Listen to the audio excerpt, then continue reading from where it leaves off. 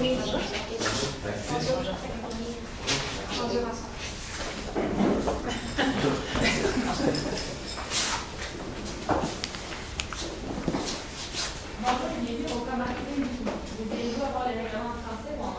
En français, s'il vous plaît.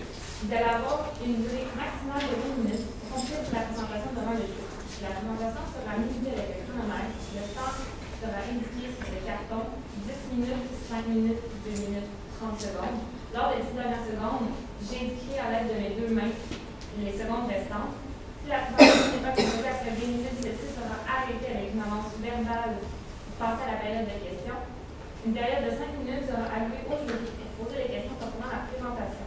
Après 5 minutes, une annonce verbale arrêtera la période de questions, même si une question ou une réponse n'est pas complète. Il est obligatoire pour le jury de poser au minimum une question afin de compléter la période de questions. Notez qu'ici, un participant dévoile le nom ou la provenance de son université, il s'en suivra une pénalité. Afin de procéder au début de la présentation, veuillez éteindre tout appareil électronique qui pourrait être une nuisance pendant la présentation. Je vais laisser les juges se présenter. Bon matin, mon nom est Louise Côté, je suis présidente de l'Agence de communication marketing intégrée, la COSTA.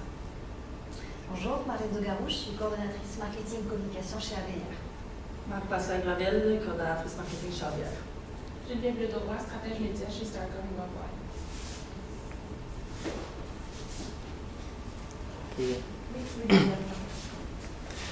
Comme vous le savez, la technologie prend une place importante dans nos vies. Malheureusement, des fois, la technologie vient prendre une place trop importante.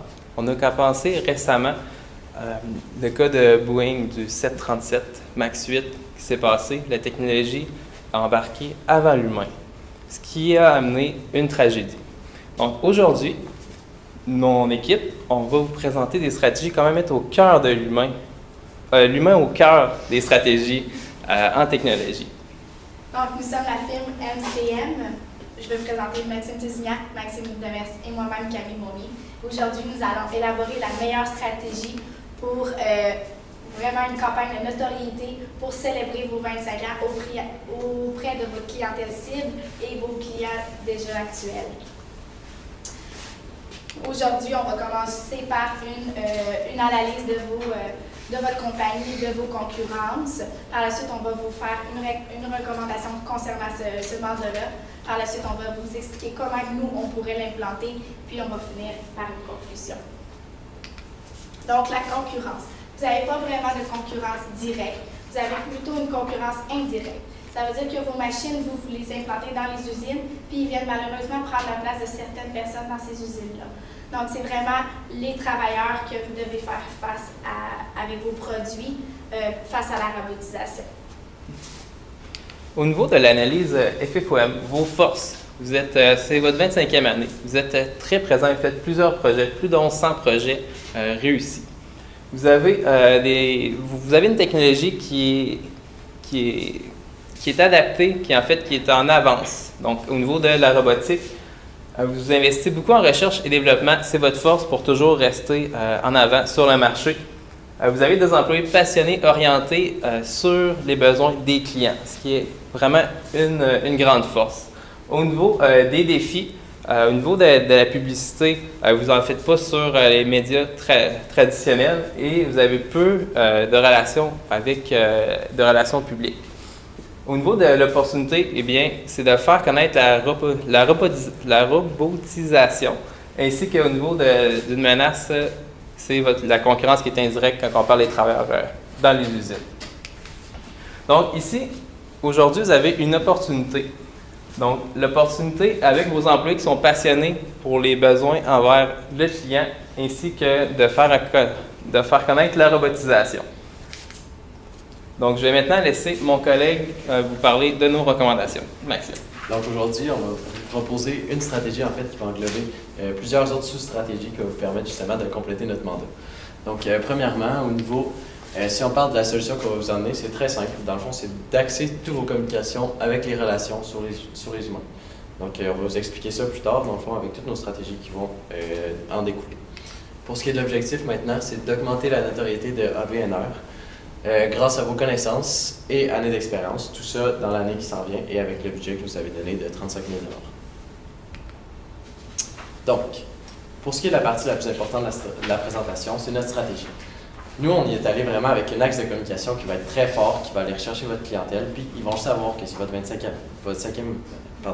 anniversaire, excusez. Puis, on va vraiment mettre de l'avant un hashtag. Donc, le hashtag, ça va être Humans First. Ça va être très puissant, puis ça va aller vraiment rechercher tant vos clients existants que vos clients potentiels. Qu'est-ce que c'est Humans First? On se le demande tous. Maintenant, je vais vous l'expliquer. Donc, c'est notre axe de communication. Notre axe de communication qui va vraiment nous servir à créer un buzz. Puis le buzz, on va le créer à votre date anniversaire. Donc, toutes nos stratégies qu'on va vous expliquer après vont aider à créer cette espèce de tension-là qui va mener à la date anniversaire, qui va créer le buzz tant recherché. Donc, plus en détail, Humans First, c'est très important de vous identifier la mission de ces hashtags-là. Donc, la mission, c'est un peu comme votre mission, c'est humaniser la robotique. Comment on va faire ça? C'est qu'on va aider nos clients et nos clients potentiels à gérer la gestion du changement. Donc, souvent, on sait que les employés peuvent être réticents à emmener la robotique à travailler avec eux. Ils vont avoir peur. Ils vont avoir peur de perdre leur emploi. Ils vont avoir peur de perdre le contrôle qu'ils avaient précédemment à cause de la technologie. Mais ça, nous, on va démocratiser ça, justement avec ce hashtag-là. Donc, pour ce qui est de la gestion du changement, là, on va vraiment apporter une espèce de réconfort. On va leur faire comprendre que la technologie n'est pas là pour remplacer leur emploi, mais vraiment pour les accompagner à faire un emploi qui va être plus, qui va les aider à atteindre leur objectif. Puis aussi, on vous l'avait dit un peu dans le cas, c'est que les produits faits vont être plus standards, puis vont être de meilleure qualité. Donc ça, on va vraiment apporter ces notions-là pour pousser le hashtag. Aussi, ce que ça va faire, c'est que les employés, ceux qui ont peur de perdre leur emploi, comment on va les rassurer? C'est qu'on va leur dire que ce n'est pas nécessairement qu'ils vont perdre leur emploi, c'est qu'ils vont avoir des nouvelles responsabilités autour de cette technologie-là. Donc, ils ne vont pas être relégués à des rangs inférieurs. Au contraire, maintenant, ils vont avoir une autre responsabilité qui est plus haute. Ils vont avoir de contrôler cette technologie-là. Donc ça va leur... Ils vont s'en rendre compte que c'est pas... On ne veut pas les tasser, on veut les amener à travailler avec cette technologie-là pour fabriquer un tout qui va nous amener vers le haut. Donc, nous allons utiliser ce hashtag-là dans 4 sous-stratégies qu'on vous avait dit auparavant. Donc, la première, on va vous en parler plus tard, là, mais en résumé, la première, ça va être vraiment une tournée des clients ici ou à l'international.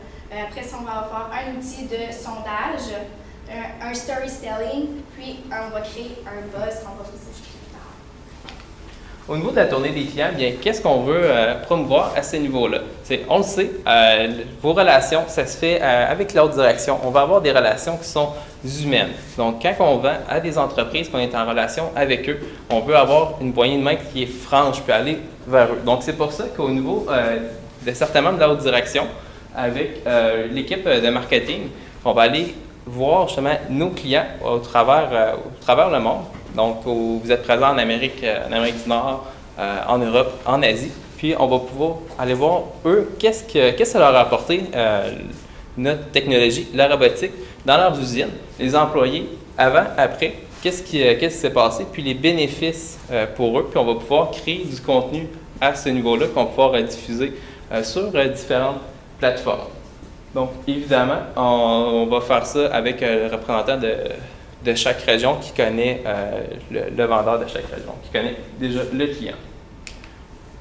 Au niveau de l'outil de sondage, on va faire cette stratégie-là, on va créer un sondage, on va créer du contenu pour nos clients, donc pour les aider dans le support de gestion du changement. Donc, les dirigeants de l'usine, eux, leurs parties prenantes, ils ont à cœur leurs employés. Leurs employés ont certaines réticences, peuvent avoir des peurs face à la robotique. Donc, en leur fournissant un outil de sondage, ça va fournir une valeur ajoutée, puis ils vont pouvoir être capables de comprendre c'est quoi les peurs de leurs employés, comment ils voient ça, la robotique, qu'est-ce qui va s'en venir, puis ils vont pouvoir prendre des actions concrètes à ce niveau-là pour pouvoir mettre de l'avant la robotique. Pour avoir ce sondage va être simple et créatif, toujours dans le but de créer de la valeur pour nos clients, mais aussi pour aller chercher nos différents prospects qui vont avoir là un outil pour les aider dans leur gestion du personnel et toujours de mettre l'humain au cœur de la technologie. Donc, pour ce qui est de l'autre stratégie qu'on a pensée, ça va être une stratégie de storytelling. Qu'est-ce qu'on veut faire passer comme message par là, c'est qu'on sait que vos employés sont très passionnés, puis qu'ils représentent vraiment le cœur de votre entreprise. Donc, on veut vraiment les mettre de l'avant avec cette stratégie-là. Donc, le concept un peu du storytelling, c'est qu'on va amener les employés à parler de comment eux fonctionnent avec la technologie, parce que c'est eux qui la fabriquent, la technologie, c'est vos employés. Donc, eux, ils vont parler comment eux voient la technologie. Est-ce que ça leur nuit? Ou au contraire, ils travaillent avec cette technologie-là, puis ça rend leur emploi plus facile, puis ça les aide à atteindre les objectifs. Donc, on va faire des vidéos comme ça de storytelling qu'on va publier plus tard dans notre stratégie. Puis c'est là qu'on va pouvoir utiliser un peu notre hashtag. Donc, le storytelling va vraiment être en accord avec notre hashtag Humans First parce que ça va être vraiment l'humain qui va être mis à l'avant de ce storytelling-là. Donc, les employés vont pouvoir dire c'est quoi leur tâche, qu'est-ce que les robots leur ont apporté. Est-ce que ça leur a facilité la tâche ou au contraire? C'est sûr que ça leur a facilité la tâche. Donc, ça va être vraiment intéressant de mettre nos employés de l'avant justement pour séduire les clients et nos prospects aussi parce qu'eux vont voir leurs employés à travers vos employés. Puis, c'est ça, en fait. C'est vraiment de raconter une histoire à travers tout ça, puis de mettre nos employés de l'avant. Donc, maintenant, j'espère que vous êtes prêts. On va vous dévoiler maintenant notre buzz qui est final. 3, 2, 1. Humans First. Humans First. En fait, Humans First. Le buzz, ça va être tout le long de l'année, on va axer la communication pour arriver à votre 25e, le 4 novembre 2019. Donc, à ce moment-là, c'est là qu'on va avoir le plus gros buzz, puis on va avoir bâti tout au long de l'année notre stratégie de communication, notre axe de communication pour arriver vraiment avec un buzz le 4 novembre. Donc, comment on va implanter en fait ce buzz-là? Je vais laisser ma collègue Camille vous en parler. Donc, le vidéo corporatif, on va le monter au courant des rencontres avec les clients, soit potentiels, les clients actuels, aussi avec les employés de chez vous, là, de différents, surtout ici, là, voir comment leur expérience est, comment ils ont pu grandir dans la compagnie, qu'est-ce qui les motive à travailler chez vous, pourquoi on devrait, qu'est-ce qui fait que RV&R, c'est oui une compagnie qui se spécialise dans la robotisation, mais qui met de l'avant l'humain, que derrière le produit, il y a beaucoup d'humain, il y a beaucoup de motivation, il y a de l'émotion, puis c'est ça qu'on veut vraiment mettre de l'avant. Donc, ces vidéos-là vont être sur les réseaux sociaux, sur vos blogs que vous avez sur vos sites web. Puis, aussi, on va faire un lancement d'une fondation le 4 novembre, la fondation qui est RV Foundation. En fait, au niveau de la fondation, ça va reprendre vos valeurs. Donc, qu'est-ce que vous mettez de l'avant dans vos valeurs? Eh bien, ça tourne toujours, comme on dit, humaniser la robotique. Donc, le point, on va pouvoir tourner autour de ça, ça va être la fondation de le promouvoir auprès que vous avez des employés qui sont engagés, qui aiment ça travailler pour votre entreprise, donc qui sont passionnés par la robotique. Donc, ça va être de leur donner un canal de communication pour qu'ils puissent partager leur passion de la robotique. Donc, par exemple, quand on dit démocratiser l'utilisation des robots afin de les rendre accessibles à tous, bien, vos employés, eux, ils aiment ça la robotique, mais ils vont pouvoir en parler au travers de cette fondation-là, prendre des actions concrètes. Donc, la fondation va vouloir que ce soit vos employés qui la mettent de l'avant, que ce soit à leur image. Donc, qui vous suggèrent des moyens de comment qu'eux ils verraient ça. Ça peut être par exemple de faire des conférences dans des écoles secondaires, primaires, universitaires, donner des bourses pour de la recherche pour justement démocratiser au niveau de la robotique. Donc, vraiment que ça soit des initiatives qui proviennent de vos employés puis qui vont pouvoir s'impliquer au travers de votre fondation qui regroupe vos valeurs. Au niveau de l'échéancier, je donne la parole à Camille. Donc, on avait pris, bien sûr, il faut faire un échéancier d'1 an, puisque l'anniversaire arrive très prochainement. Donc, la première chose qu'on va se lancer, c'est vraiment la tournée des clients, aller filmer ces vidéos-là pour arriver au buzz, aux vidéos finales.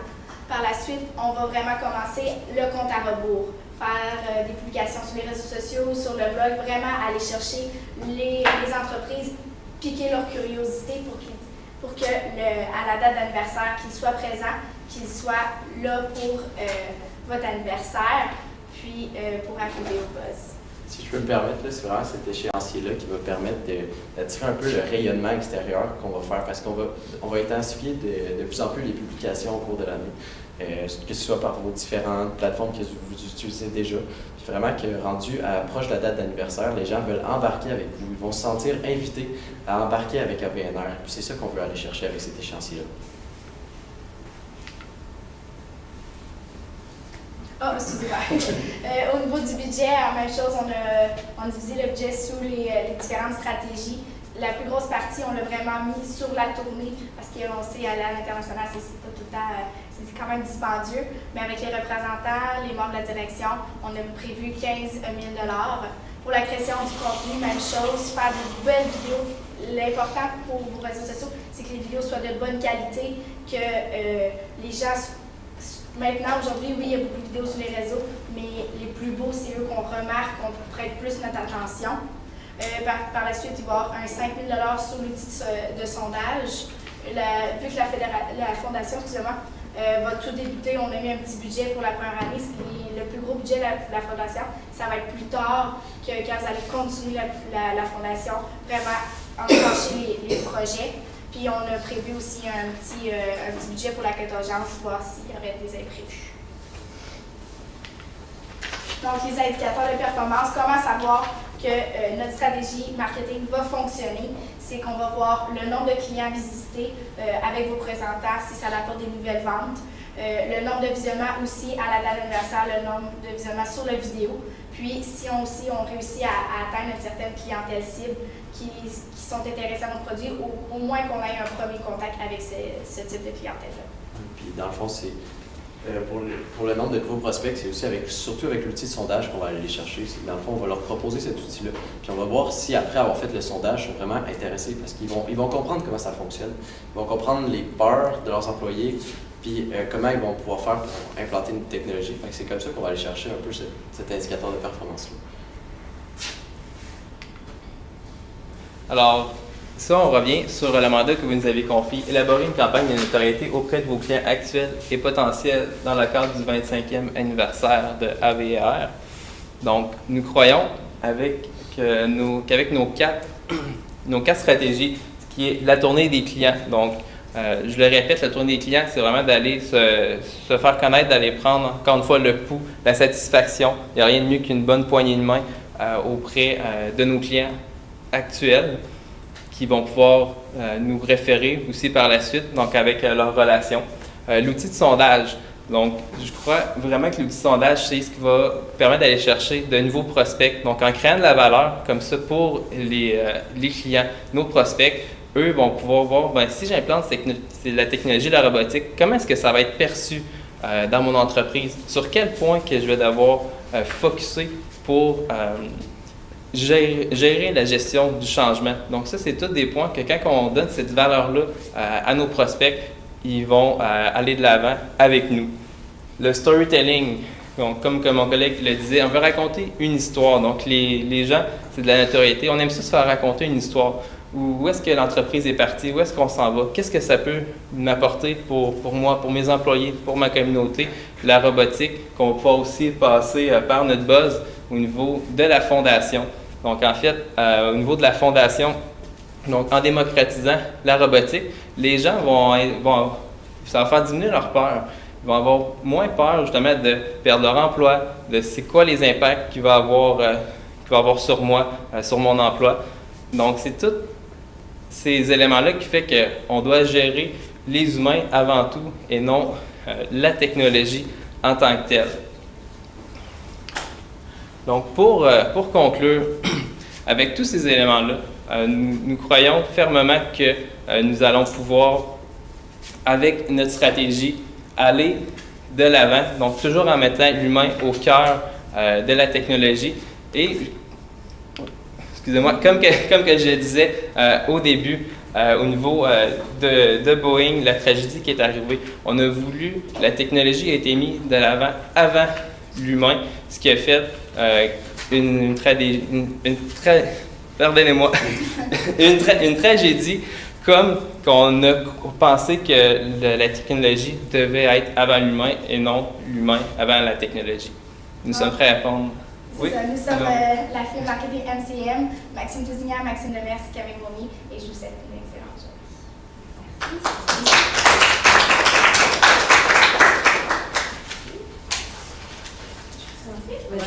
Excellent. J'aimerais qu'on vienne à un petit sondage. Oui. Proposer que nos nouveaux prospects utilisent un petit sondage pour sonder leurs employés. Comment est-ce qu'ils vont être capables de poser ce sondage-là s'ils ne sont pas nécessairement déjà sensibilisés à notre produit, à ce qu'on offre? Comment est-ce qu'on fait pour démocratiser justement au niveau de nouveaux prospects pour qu'eux l'implantent chez eux? Oui, ben, dans le fond, un peu dans le mandat, vous avez dit que c'était surtout pour les clients actuels et les nouveaux prospects. Oui. Vous, j'ai quand même une question pour vous en même temps. Vos nouveaux prospects, vous les évaluez à quel processus, admettons, est-ce qu'ils vous connaissent seulement ou?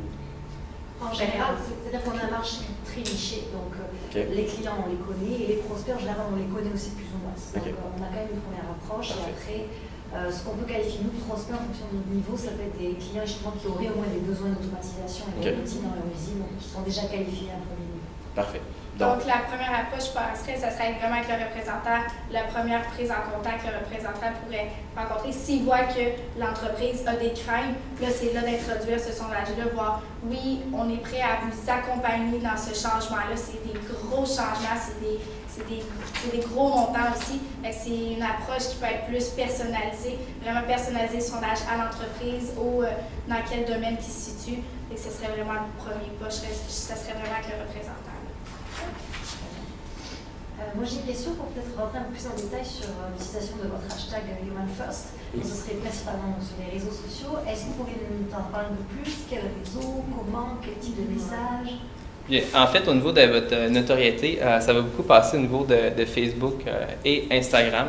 Donc, au niveau du hashtag, on veut mettre, comme on dit, l'humain de l'avant à ce niveau-là, de pouvoir le mettre, c'est de gérer les émotions. Donc, une fois qu'on gère l'humain, les émotions, c'est beaucoup plus simple d'implanter une nouvelle technologie, puis qui va être aussi adaptée à la solution, comme que les humains vont être en contrôle de cette technologie. Vous n'avez pas un peu peur que, tu sais, Humans First, c'est sûr qu'il y a genre des millions d'applications avec ça déjà. On ne peut pas se perdre un peu là-dedans en utilisant ce hashtag-là? C'est sûr que oui, là, nous, on a proposé une idée, c'est sûr, ça serait bien le personnaliser aussi avec le nom de votre entreprise. Puis, je pense que c'est vraiment là, vraiment venir le personnaliser, trouver une petite twist pour que votre nom soit intégré dedans. Là. Première idée, c'est ça qu'on a eu, mais c'est sûr qu'on aimerait vraiment avoir plus de temps pour plus le personnaliser.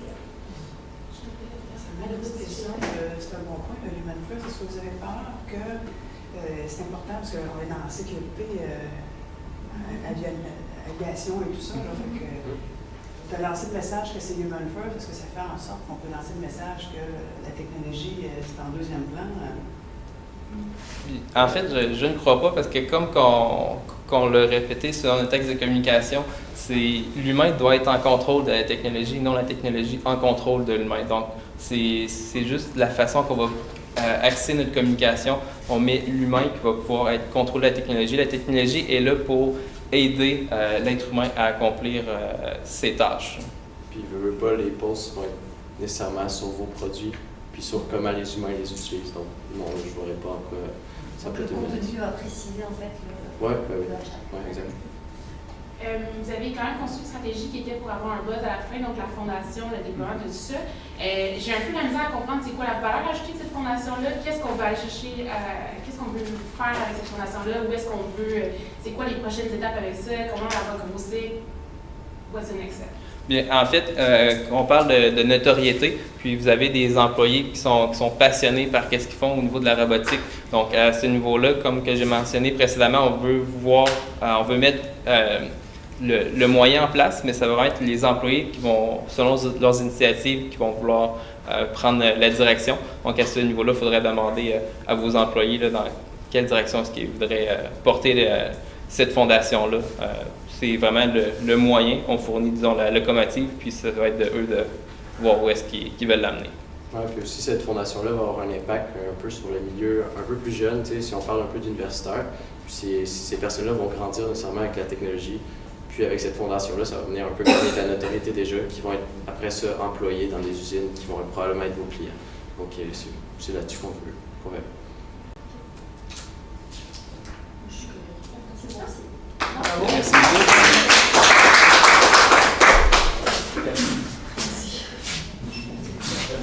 Merci. Merci.